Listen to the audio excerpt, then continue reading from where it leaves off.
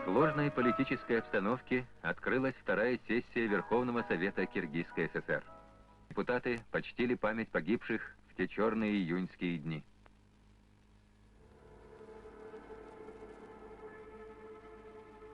Ожские события не могли не отразиться и на работе сессии.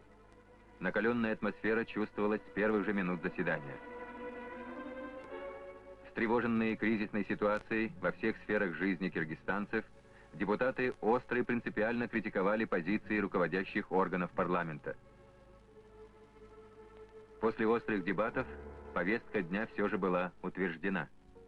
Затем депутаты приступили ко второму вопросу – выборам президента.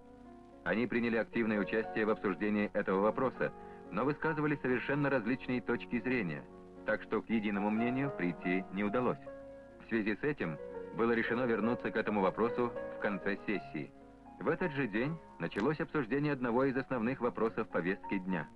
С докладом о программе по стабилизации народного хозяйства Киргизской ССР и ее перехода к рыночной экономике выступил председатель Совета министров республики Апас Джумагулов. Обсуждению доклада главы правительства депутаты посвятили и весь второй день работы сессии. Речь шла о необходимости дать четкую информацию о пакете законов и законопроектов, которые готовятся правительством на ближайшие годы, потому что дестабилизация в стране и республике породила множество экономических проблем, оказала дезорганизующее воздействие на весь комплекс производственных отношений. В следующие дни депутаты говорили о безотлагательных задачах по экономической и политической стабилизации, по укреплению законности и правопорядка в обществе, об усилении ответственности исполнительной власти как в центре, так и на местах.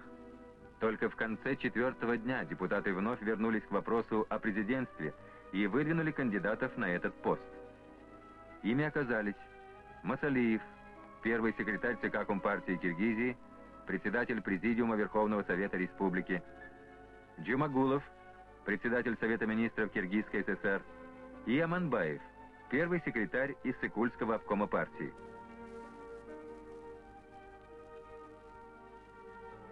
При обсуждении этих кандидатур наряду с поддержкой были и острые критические выступления, особенно в адрес Масалиева.